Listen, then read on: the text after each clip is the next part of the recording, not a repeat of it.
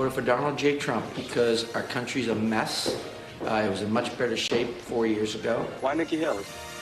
I'm a little tired of Trump's drama. What was top of mind for you when you were voting today? Voting for Donald Trump. Yeah, I voted for Joe Biden, yes. I don't want Trump to be president. I think that if he is president, we lose our democracy. I'm not Biden's biggest fan by any means, but in my opinion, anything's better than Trump or Haley. Welcome to Meet the Press Now. I'm Kristen Welker at NBC News election headquarters in New York with our three favorite words. Voters are voting. It's Super Tuesday, the biggest night of the presidential primary calendar, with Republican contests in 15 states and dozens of key down-ballot races all across the country. Millions of voters are voting, in fact. The first polls close in just a few hours, so let's dig right in. Tonight, there are 865 delegates at stake across those 15 Republican contests from Maine to Alaska. Donald Trump enters the night with 276 committed delegates to Nikki Haley's 43. Now, the former president says he is banking on a big night to effectively close out the race so he can focus on the general election. Well, my focus is really, at this point, it's on Biden. We should win almost every state today. I think every state. Last night, as you know, we won with 87% of the vote. We won North Dakota, a great state with a great governor, by the way. But we really look at it, Biden. Now, a big storyline tonight will be the margins as the Trump campaign tries to figure out where he's the strongest and the weakest among Republican voters heading into November. As for Nikki Haley, tonight is simply put, do or die. She is going to have to substantially overperform expectations to get back in this race because several state Republican parties have made their races winner take all to maximize the delegate haul of the frontrunner. Haley will be watching the returns from her home state of South Carolina after giving no indication she's ready to get out of the race. If I were to get out of the race, it would still be the longest presidential general election in history. I don't know why everybody's so adamant that they have to follow Trump's lead to get me out of this race. You know, all of these people deserve to vote. 16 states want to have their voices heard. Let's let their voices get heard. As much as everybody wants to go and push me out, I'm not ready to get out yet. I'm still sitting there fighting for the people that want a voice, and they deserve that. Well, beyond the presidential primaries, we are also following a wide open and wild Senate primary in California featuring 3 Democratic members of Congress and a Republican former all-star baseball player. And we'll be watching primary contests in North Carolina on both sides of the aisle. That will determine the matchup in what is expected to be the marquee governor's race this November. Our NBC News team is fanned out all across the country in all the major contests, talking to voters, talking to the campaign. So let's get right to the campaign trail. Ali Vitale is in South Carolina, where Nikki Haley is taking in tonight's returns. Garrett Hake is in Florida, where Donald Trump is hosting a Super Tuesday watch party. Gary Grumbach is in Virginia, where he's been driving across the state all day, checking in at different polling places. And Jack Brewster is in North Carolina, where we're watching the presidential primary and some other key races. Ali, I have to start with you and the biggest question of Super Tuesday. Is this Nikki Haley's last stand? Take us inside her campaign. What are they saying heading into tonight? Well, Kristen, your interview this weekend with Haley was actually really instructive because once again, she moved the goalpost in a subtle way that only those of us who hang on her every word on these questions would actually notice. When she was asked by you if she would stay in this race past Super Tuesday, she said she would stay in this race for as long as she's competitive. Now, all of us have gotten to know the Haley campaign at this point, the way that they are very loath to set specific metrics or expectations for themselves on election nights. They've only used words like competitive or showing an upward trajectory in terms of demanding how they're going to stay in the race going forward. I think that that's striking, especially as we consider what's next for Haley. And one of the questions that I asked voters in Texas, where she held her last public event last night, and I say last because there are no more public events on the schedule. We don't even expect to see Nikki Haley this evening. I'm told she's going to be taking in the results here in the Charleston area. But what I asked voters was, A, what happens if Haley drops out? And B, what happens if she endorses Trump? Watch. If she were to drop out, Would you be disappointed if she endorsed Trump? Yes. Would you? I got no clue. You know, nobody's perfect. Certainly not Mr. Trump. And so I make up my mind about who is going to take care of our country best. Would it be Trump? I don't know yet. And Kristen, even those voters there who said that they were either open to Trump or would stick with Trump in a general election, even they were critical of him. And look, they were at a Nikki Haley event on the night before Super Tuesday. So instructive. You learn the most talking to those voters. I'll tell you that. Great interviews. Allie, tell me about the math and the map. What races and what states does the Haley campaign feel most confident that they can potentially pick up? I know they're eyeing states like Vermont and Massachusetts.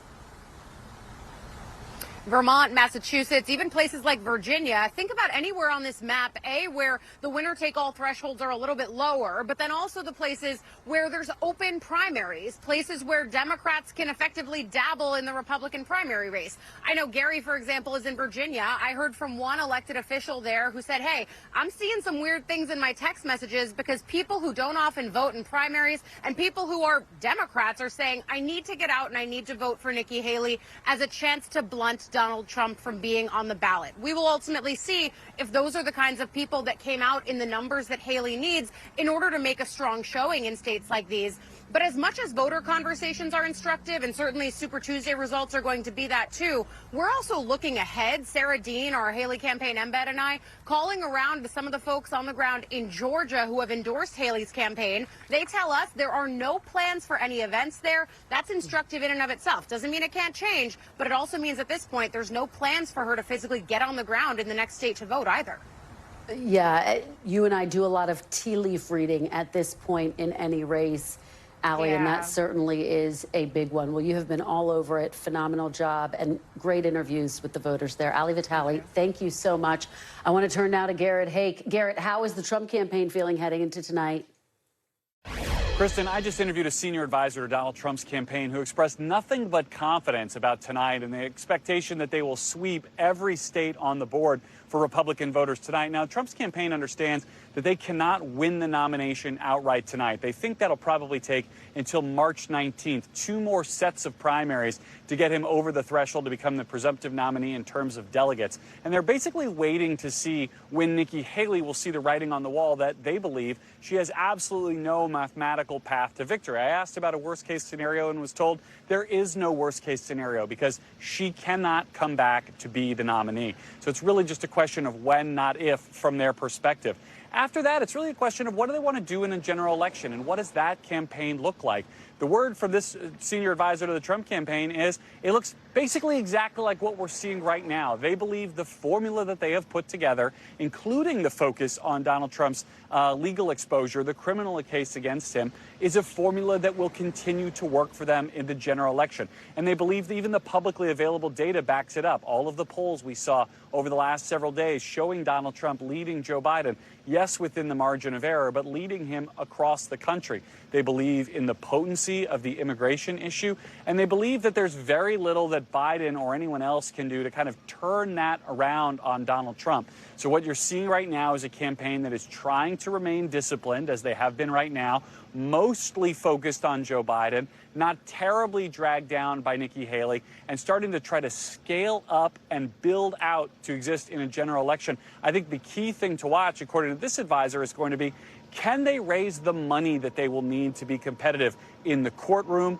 on the ballots across the country, with the expectation they'll be facing a billion-dollar money machine from President Biden's campaign and from affiliated super PACs. Those are the conversations and the decisions being made at Mar-a-Lago over my shoulder, even today, as they start to think about what life looks like after Super Tuesday and after this primary is in the rearview mirror. Kristen? All right, Garrett Hake, thank you so much. Let's turn now to Gary Grumbach. Gary, you have been driving all over the Commonwealth of Virginia today, still in the car, still on the road. It's, of course, a state that's gone Democratic in the last few presidential races. Nikki Haley has been making her pitch to voters in Virginia. What are you hearing when you talk to voters? So we have been all over, Kristen. You're right. We've started down north of Richmond in Henrico County, where we moved up to Spotsylvania County, a more Republican area, and now we're headed into Fairfax County, which is a suburb of Washington, D.C., pretty heavily Democratic. And what we're hearing in all three places is the importance of this open primary system for somebody like Nikki Haley, because you don't have to be a registered Republican to vote in the Republican primary. So you're seeing a lot of unhappiness with the Democratic Party, a lot of unhappiness with Joe Biden, and you're seeing these Democrats that are talking to us and telling us they are now supporting somebody like Nikki Haley because it is perhaps not a pro-Nikki Haley vote, but an anti-Donald Trump vote. Here's what some voters we talked to had to say. Did you vote for Donald Trump in 2016 and 2020? Hell yeah. Hell yeah. And I will vote for him again. Absolutely. If a Democrat candidate comes along who has better policy and better ideas, I would vote for him. So you're open to voting? Absolutely. I felt it would be a throwaway vote to vote for Mr. Biden. I will be thinking, obviously, quite seriously in November what to do. I would have hoped that my party, the Democratic Party, would have found someone with energy and integrity to go forward for this country. Now, we have seen Donald Trump here in Richmond, Virginia over the weekend. We saw Nikki Haley in Arlington and Fairfax County over the weekend. What we haven't seen are the surrogates and the real get out the vote campaign that existed just last year in the 2023 statewide elections here in Virginia. Glenn Youngkin and the Republican Party had this massive, well-funded get out the vote campaign called Secure Your Vote. That is nowhere to be found this time around. Kristen?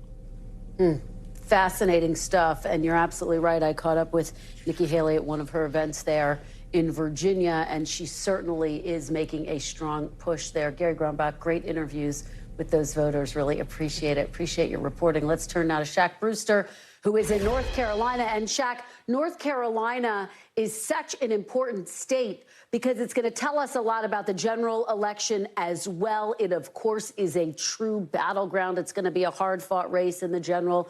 Trump won it in 2020. President Biden wants to win it back, particularly given that he's showing signs of weakness in some of the other key battlegrounds that he was able to win in 2020. What are you hearing from voters? Well, when you look at the presidential level, especially on the Republican side of this, Kristen, one thing that you do see and hear is that voters understand the uphill battle that Nikki Haley is facing in this race. For some of them, that's what's driving them out to the polls. And what's important about that is North Carolina is a state in which Nikki Haley could accumulate some delegates even if she still loses, even by a large margin, as long as she hits that 20% delegate threshold. I want you to listen to what some voters have been telling me today as they've been heading out of the polls. At the presidential level, who did you vote for? Nikki Haley. Why Nikki Haley? I think she's a real fighter. And, you know, I voted for Trump before. I think he did a lot of good things. His personality just rubs me the wrong way, and I think he's been really ugly to her.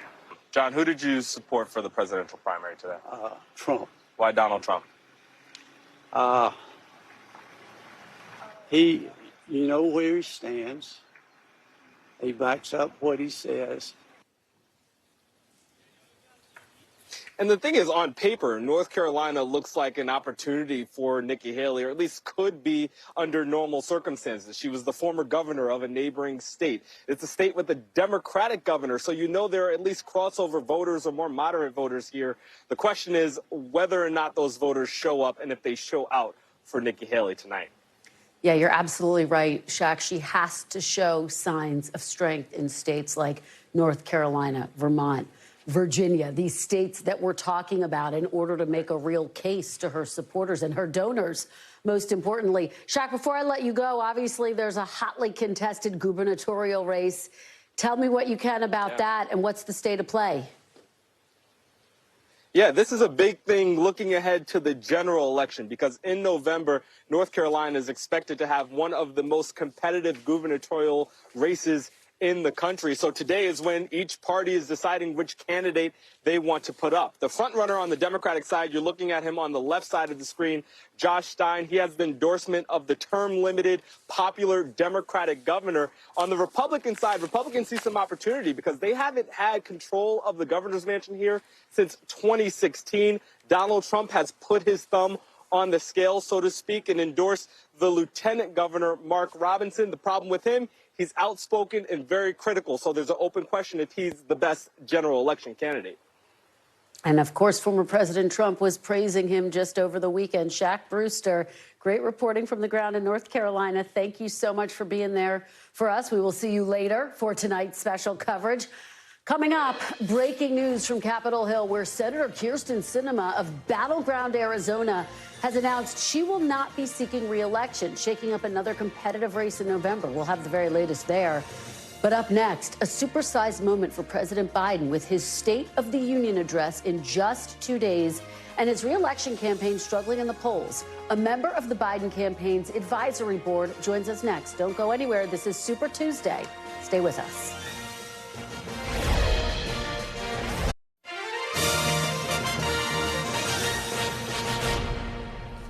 Welcome back. It's not just Republicans casting ballots today. Democratic primary voters are heading to the polls in 15 states plus American Samoa. President Biden isn't expected to face much resistance en route to the nomination, but right now, the Biden campaign knows it has a lot of work to do heading into November to shore up key constituencies and Democratic groups. Speaking of which, in a radio interview that aired in Dallas, Texas this morning, the president tried to tout his administration's efforts to help one of those key constituencies, African-American communities. He also laid out what he believes is at stake in this election. Take a listen. There's so much at stake: democracy, freedom, economic opportunity. Think of the alternative, folks.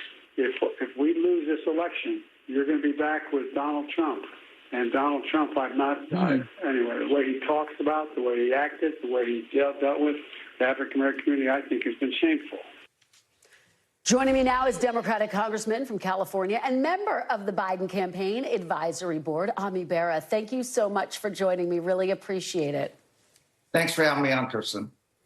Let's talk about the state of play heading into Super Tuesday. The latest polls show President Biden trailing former President Trump within the margin of error. If we start to pivot towards the general election, do you think that the Biden campaign, that his team is showing enough urgency in the face of these polls and, frankly, other discontent that we're hearing from voters?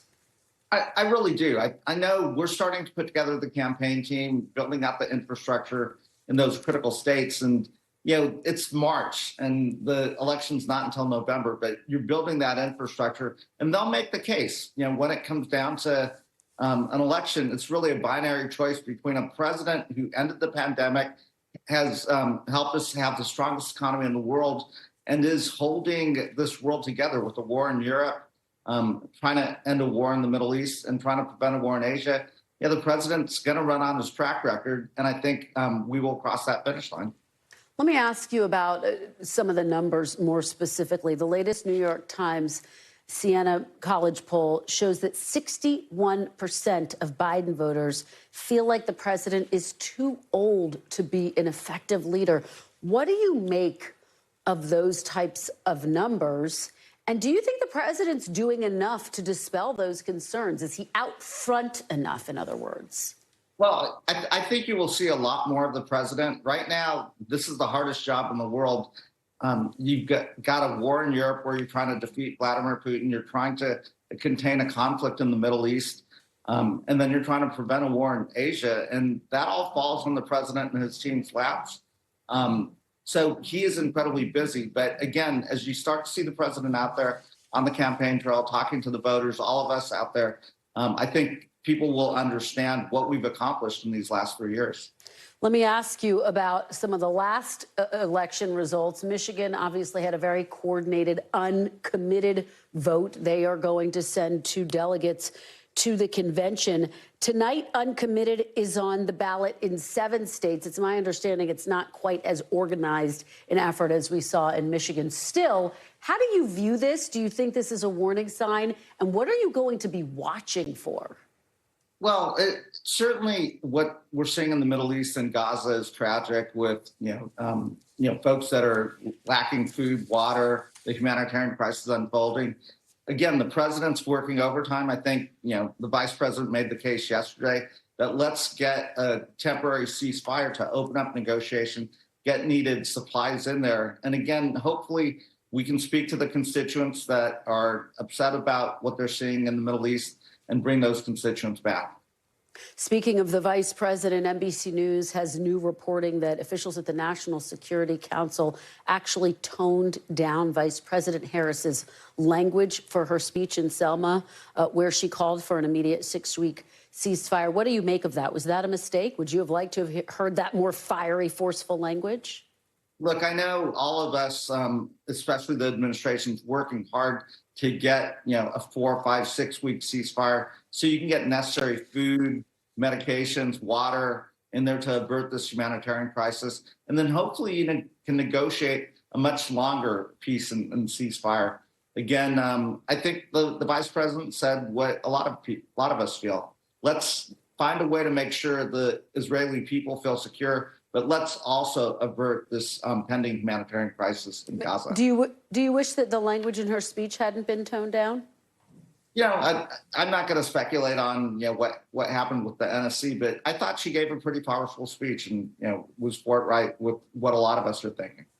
Speaking of speeches, let's talk about the big one coming up on Thursday night, the State of the Union address. It's our understanding that President Biden is going to frame this as a choice. Whose side are you on? He is expected to say.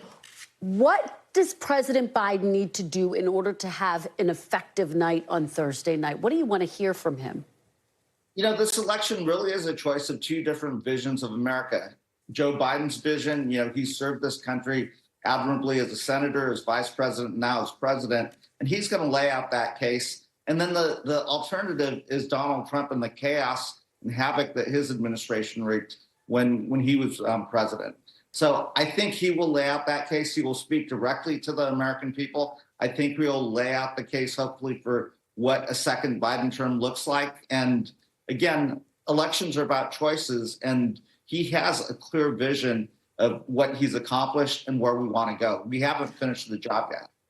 Before I let you go, let me ask you about the Senate seat in your home state. You have endorsed Congressman Adam Schiff. As you know, he has come under some scrutiny for apparently trying to boost the Republican candidate, Steve Garvey. Are you comfortable with that tactic? I'm comfortable. Adam Schiff is a friend. Katie Porter's a friend. Barbara Lee's a friend. They all would be very good senators. Again, I endorsed Adam because I think at this moment in time, with the national security situation, he's former chair of the Intelligence Committee. I think he would be a great senator for the state of California and a great servant for this great nation. Do you have any concerns about him boosting Steve Garvey, though? Do you agree with that tactic, or do you think that goes too far? It's all about winning elections. And, I think Adam is running a very strong race. He's raised a lot of resources. He was up in Sacramento this past weekend out campaigning. He's been up and down the state. I don't think he had to do that, but again, I think he'll do fine. All right. Congressman Bera, thank you so much for your time on this Super Tuesday. Really appreciate it. Good to see you. Great. Thanks. Be well. You too. We want to turn now to some breaking news from Capitol Hill and a major shakeup in a key battleground Senate race.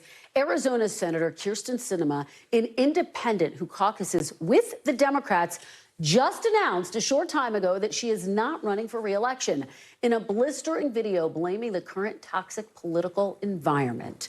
NBC News congressional correspondent Julie Sirkin joins me now. She has interviewed the senator not too long ago when she was trying to get a deal done on border security.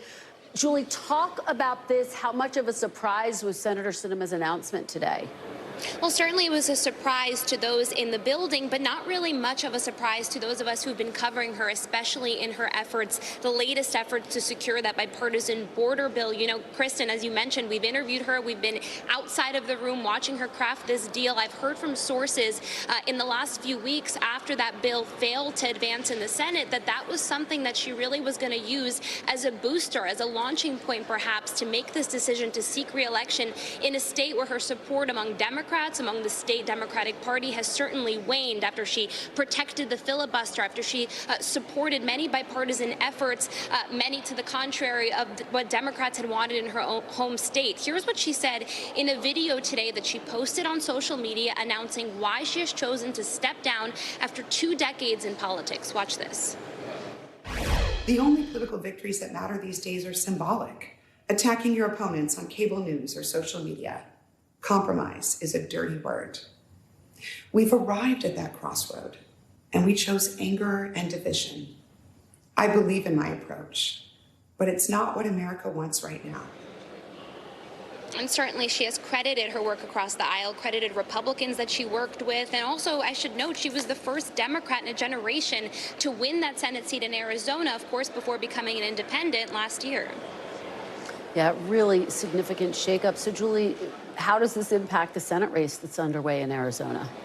Well, it impacts it in a very big way. In fact, you already saw out of the gate, Leader Schumer had announced his endorsement of Ruben Gallego. He's a congressman in Arizona representing the Phoenix area who is now vying for re-election to be that Democratic senator who takes over Sinema's spot. I also just spoke to Kari Lake, who's on Capitol Hill, trying to drum up support, trying to seal those endorsements, rather. She's here for a donor event tomorrow. She had some kind words for Sinema, but also had some terse words for her opponents, for Biden and those of the like. So certainly this will be an interesting Senate race to watch. Kari Lake has changed her tune, and she's told me she's expecting some high-profile endorsements in the coming days, Kristen. All right. Great reporting. Julie Sirkin, thank you so much, as always. Appreciate it. Great to see you. Coming up after the break, we are on the ground in Alabama, where voters are voting for the first time since the state Supreme Court's controversial ruling on frozen embryos and IVF. You're watching Meet the Press now.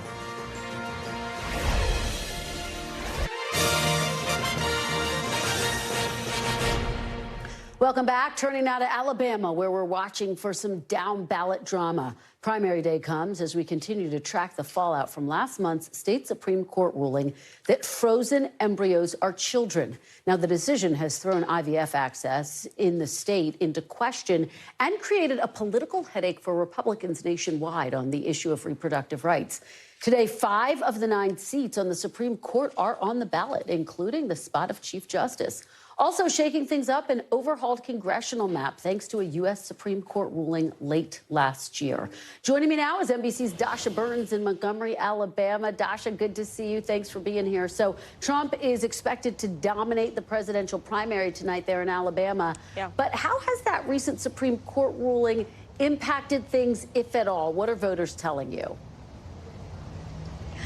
Well, look, it has certainly thrown a spotlight on just how much power state Supreme Courts do have and how important it is to vote for them, given today 5 of the 9 state Supreme Court seats are on the ballot, Kristen. And this is top of mind for folks. Look, IVF is overwhelmingly popular for Democrats and Republicans. But I'll tell you, this is a deep red state with deeply religious voters. And people have been kind of across the map on this issue. Take a listen. Do you believe people should have access to that? Oh, yeah. Yeah? Absolutely. I have friends that have their children by that process. I'm very protective of embryos, so. Okay. So the ruling that embryos are children, something that you agree with? Yeah. I think women or families should have control of their lives and their bodies, women in particular. I think a lot of people making those decisions have not considered the whole realm of why people want to go through all of that expense, heartache to have children. Here's the thing, Kristen. What I've been learning from the folks I've been talking to, though, is that there isn't a very clear connection for a lot of voters between that Supreme Court ruling saying embryos are children and the impact on IVF in this state. So there might be people that say, that I've run into today, that'll say, I agree with what the Supreme Court did. I do think life begins at conception. Embryos are children, but will also support IVF. And so for Democrats, especially, who are trying to use the issue of reproductive freedom for rallying voters, they really are going to have to do some work to make sure that voters are understanding how all of these things connect, because this issue is not super straightforward on its face, Kristen. Yeah, it is incredibly complicated. Thanks for helping us understand where everyone stands today. Dasha Burns, thank you so much. Really appreciate it. Coming up, what to watch for tonight and how to watch for it. Chuck Todd maps out the big night ahead from the big board. And as we head to break, we have a live look at the Democratic process at work in Montpelier, Vermont, as voters cast their ballots in this election cycle's most critical primary day. Keep it right here. You're watching Meet the Press now.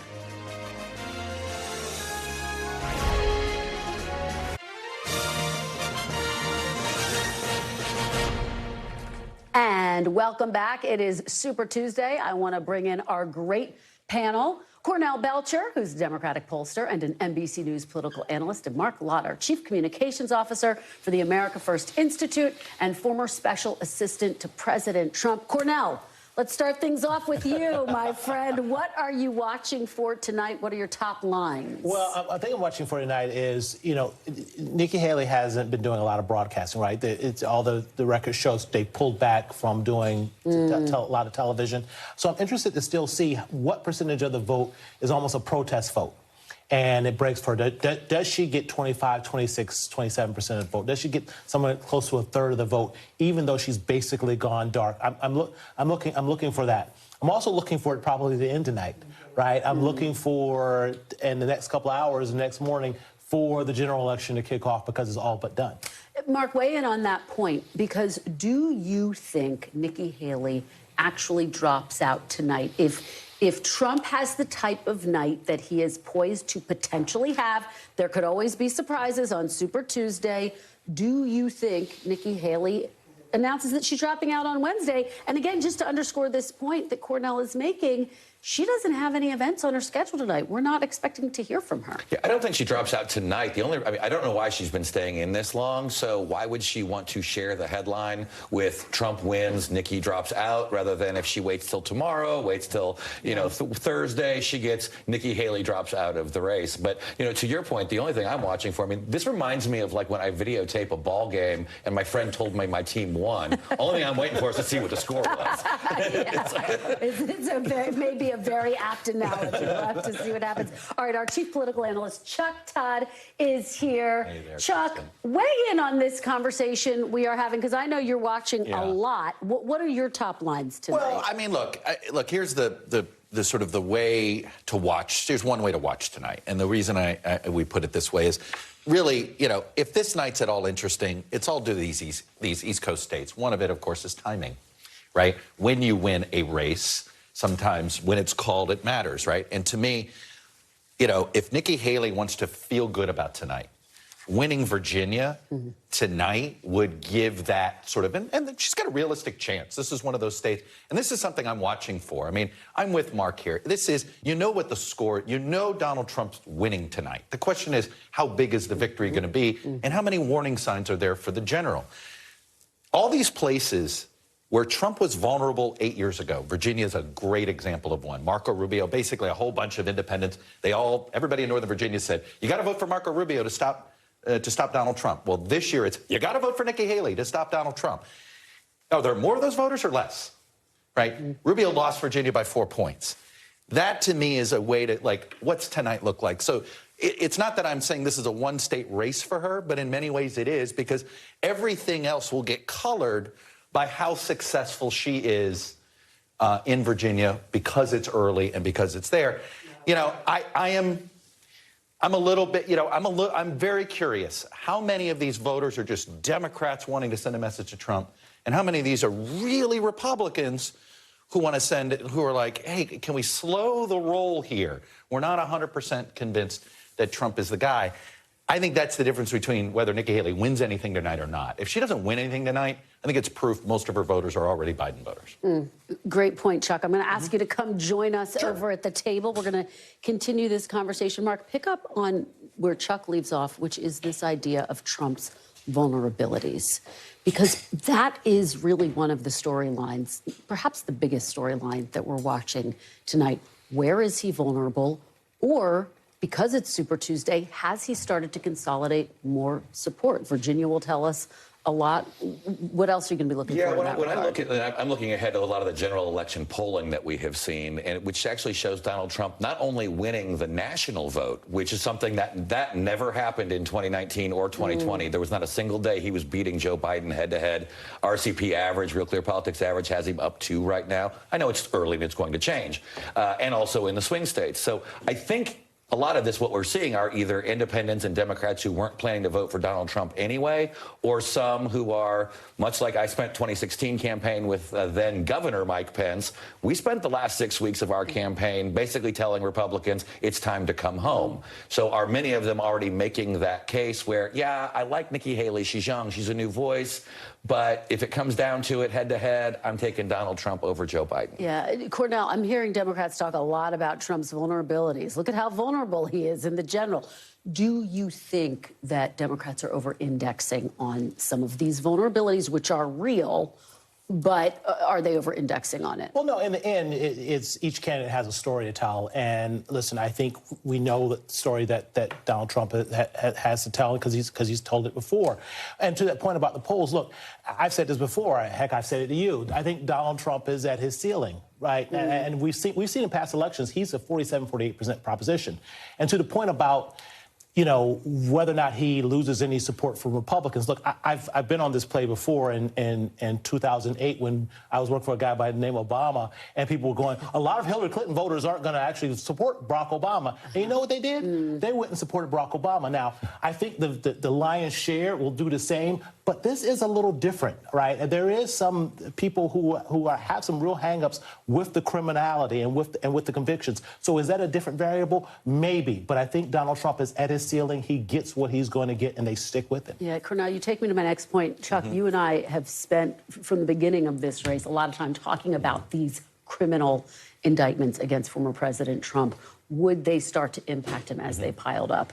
He's only gotten stronger in the primary, but we're going to have his first actual criminal court case this month. Do you think it plays differently in the general? And I ask it against this backdrop. Polls show he's beating Biden right now. But if he's convicted, polls show Biden ekes out a win. Well, convicted of what? Right. Okay, Yeah, right. and that does Yeah. matter Yeah. because E. Jean Carroll, he's been adjudicated as a rapist. Okay. And it didn't move the needle.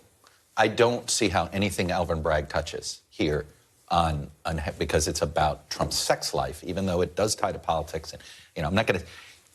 There's plenty of people who can make the legal argument here that he should be held accountable. The point is, are the voters going to hold him accountable? I think that's already baked in. The answer is no. We've seen it with E. Jean Carroll. The only one that could move the needle is Jack Smith because of who could testify, right? It becomes a parade of not Democrats, not Alvin Bragg and Fani Willis and Jack Smith trying to prosecute, but Mike Pence and Mark Meadows and Bill Barr, perhaps, right? Some pretty credible people. Is that trial going to happen? Yeah. You know, and I think that's something that, like, the Biden campaign and Democrats have to stop hoping somebody else does their job. Like, this has been the establishment wing of the Republican Party. Mitch McConnell has been always hoping somebody else would take care of Trump. And there's always been this mythological, well, something else will take care. Maybe the courts will take care of Trump. Maybe the Supreme Court will keep him off the ballot. How about go campaign? Go beat him in the campaign, because ultimately that's the most decisive way you can defeat Donald Trump. Can I lean in on that point? My theory of the case is it's actually not about Trump, right? To your point, if they're not going to move off of him after he's been found guilty of sexual assault, they're not going to move off of him. And again, he's at 47-48%. Right. It's what happens to the rest of the vote out there. And the rest of the vote out there is not about Donald Trump. It's about the story that Joe Biden has to tell. And look, when you look inside the polling, right, the funny thing is, and I wrote an article about this, when you look inside the polling, where he's doing the least well is among that Obama continuum, those younger voters, right? They're not breaking Trump, but they're not happy about what they've seen change, and they want change. And didn't we also see this weekend in one of the polls, it might have been the New York Times poll, about 10% of the voters for Biden in 20 are now flipping back over to Trump in 2024. There's a case of buyer's remorse, which could also alter those numbers a little bit. And you're not seeing that same flip happen in Trump's direction. I do think that this spring polling, you know, I was alive for President Dukakis. I was alive for President Kerry. I was alive for President Romney. I mean, when you're winning, okay, you know, there is a point where that especially, you know, who's winning the primaries right now? Yeah. Right? It's Donald Trump. Right. Biden's not really winning anything. He's the incumbent party. You know, John Kerry's best days were between Super Tuesday in March of that year, correct me if I'm wrong, Cornell, till what day did the Swift boat ad start running? August 4th, 5th, Until something that like first that. day of that ad, yeah. And the fact is, I think the next 6 weeks are going to be fascinating. The Biden campaign has a huge financial advantage in this moment.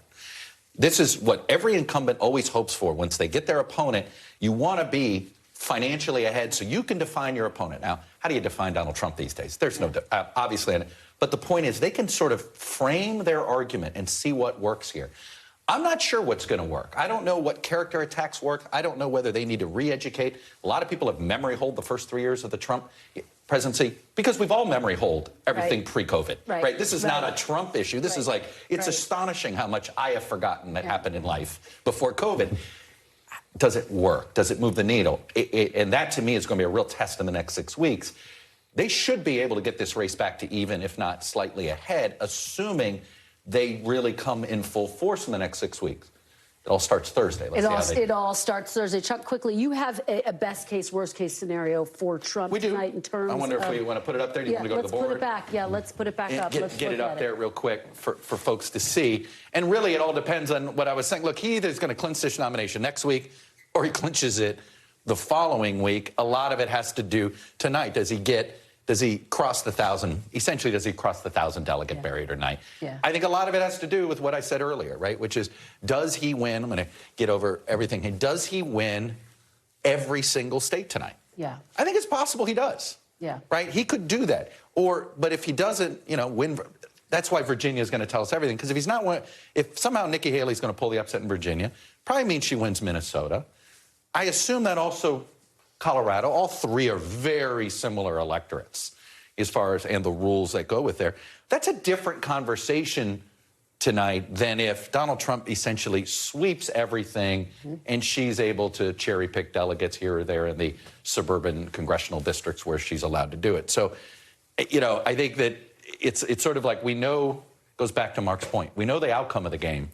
We just don't know the final score. Yeah, and Mark, pick up on where Chuck has left off and talk about Super Tuesday. I mean, that best case, worst case scenario there, while we're waiting to see if and when Trump officially clinches the nomination. I mean, what will you be watching for from President Biden on Thursday when he officially rolls out his most robust case yet? I think the biggest challenge that President Biden has is he's trying to convince the American people to believe something that they don't see and feel with their own eyes, whether it's high prices, the immigration problem, the wars in Europe and in the Middle East. He's basically saying everything is great, but people are saying they don't feel it or they don't experience it. And so I think that's always an uphill challenge for any political candidate to try to say, well, don't believe your eyes or your pocketbook. Believe what I'm telling you. Cornell, you want to weigh in on that?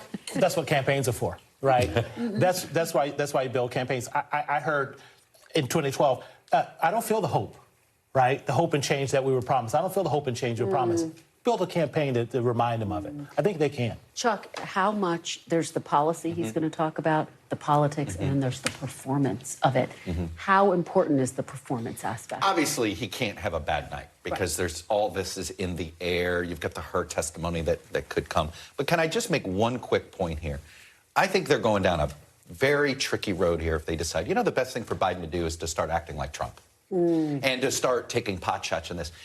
Democrats hate this when we do this, but Democrats want voters to hold Republicans to this high standard that they say they want to be. And then they're like, all right, we're going to lower our standard. And then they don't like it when we political anthropologists here tell them, you're not holding yourself up. I think there's a bunch of voters in the middle who don't want to choose between two people with bad behavior. I think this is a very, very, very controversial road for Biden to go down, and I think it's a mistake. And that's why every single word is going to be so meaningful on Thursday night. Thank you for a great panel that was filled with a lot of action, too. Thank you, Chuck. Yeah, exactly. Chuck Todd, Cornell Belcher, and Mark Lauder. Appreciate it. We will see you all back here tonight for our special coverage. Still ahead, we're live in the two biggest states on the map tonight, Texas and California, where some key down-ballot races could shape the battle for control of the Senate in November. Stay with us. You're watching Meet the Press now.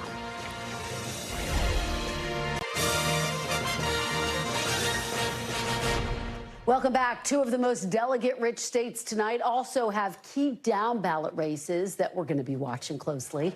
In California, it's been a contentious primary in the race to succeed the late Senator Dianne Feinstein. Polls show Democratic Congressman Adam Schiff is likely to take the top spot tonight. But in California, the top two vote-getters will move to the general election regardless of party.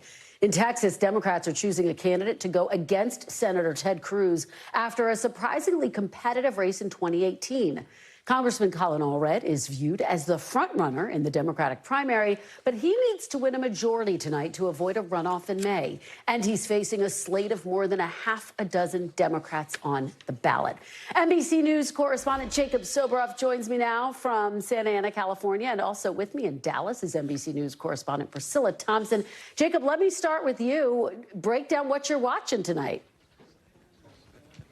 Well, first of all, I want to tell you, Kristen, what I'm watching right here. You know, in California, you're not going to see the long lines that we've seen over many years, over many states across these United States, because in 2020 we started the process of transitioning to a vote-by-mail system. So behind me is the processing of those ballots in real time, and I think my eyes are good enough. It looks like 1,852,653 mail-in ballots were sent out from this facility in Santa Ana, California, across Orange County, which very famously used to be the hotbed of Republican politics, and that orange curtain, so to speak, fell back in 2018 when Katie Porter and others were elected to the House and ended up flipping it. Katie Porter is central to actually the Democratic Senate race, or the Senate race, I should say, here in California. She's one of three Democrats that's running to replace the late Senator Dianne Feinstein. And what's so interesting, you asked what I'm watching, is it in normal circumstances in California where Democrats outnumber Republicans 2-1, you'd expect two Democrats in the runoff election, in the general election.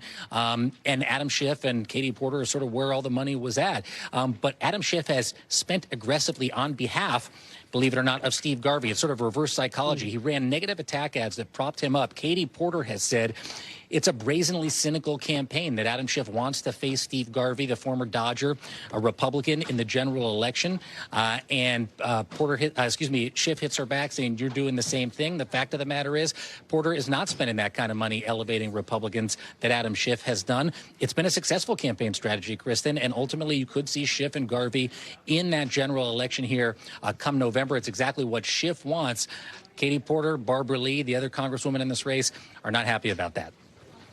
Yeah, they certainly are, and I know it's been a big controversy in that race. And obviously, Steve Garvey has a lot of name recognition heading into tonight. Jacob, thank you for that great reporting on the ground there. Priscilla, let me turn to you. Let's talk about Colin Allred's campaign. How concerned are they about surpassing that 50% mark?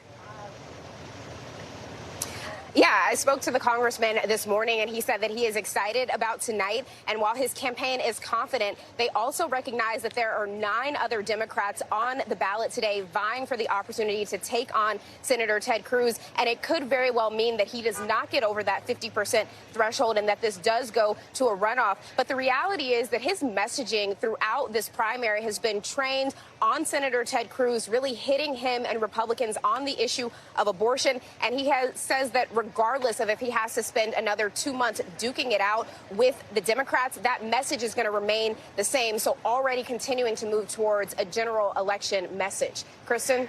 Yeah, and you talked to him about whether he wants to campaign with President Biden. How did he respond to that? Yeah, he did not give me a straight answer on that. And it came up because we were talking about the issue of immigration. And he says that he has not shied away from bucking his party on that he has expressed the need for more urgency and less of the status quo on that issue. And he feels the administration is moving in that direction. But when I asked him, well, if Biden comes to town, will you campaign with him? And I want to play that exchange for you. Do you plan to campaign with Biden here? Listen, anybody's welcome to come, but my message will stay the same. Which is that I'm focused on Texas. And so if Biden plans to come, will you join him? I don't know if he is, but listen, like I said, whoever comes, whether it's Trump, Biden, anybody else, you will not hear anything different from me, which is that I'm focused on Texas and I'm focused on how I know Ted Cruz is not representing us. So not a no, but not a yes. And you heard him there chuckling and smiling, but again, not answering that question. But the reality is the people at the top of this ballot are going to impact these down ballot races, and it's likely shaping up to be President Biden and former President Trump. And we know that polling suggests that voters are more confident in Republicans' ability to handle the border. And I've got to tell you, every voter that I've spoken to here today, the border has been one of the first issues out of their mouth when I ask them what is animating them this election cycle. Kristen? And we just have about 30 seconds left. Just for a little bit of historical context, Beto O'Rourke came close to beating Ted Cruz in 2018. Does that make Allred a little nervous about his prospects? I mean, he's really taken on a giant there. Yeah, and important to note that Democrats have not seen as tight of margins statewide since Beto O'Rourke did that in 2018. But Colin Allred says that this is a different time, the issues are different, and that he is used to being the long shot. He won his House seat by beating a Republican incumbent, and he believes that he can beat the odds again this time. So we will see what happens tonight and, of course, what happens ultimately in November. Kristen? We'll watch it very closely. Priscilla, thank you, and Jacob Soboroff beforehand. And that does it for us this hour. But, folks, do not go anywhere. As we mentioned, my colleagues Lester Holt, Savannah Guthrie, Tom Yamas, Hallie Jackson, and I will have special coverage all night long tonight, so do not miss it. Thanks for watching. Stay updated about breaking news and top stories on the NBC News app or follow us on social media.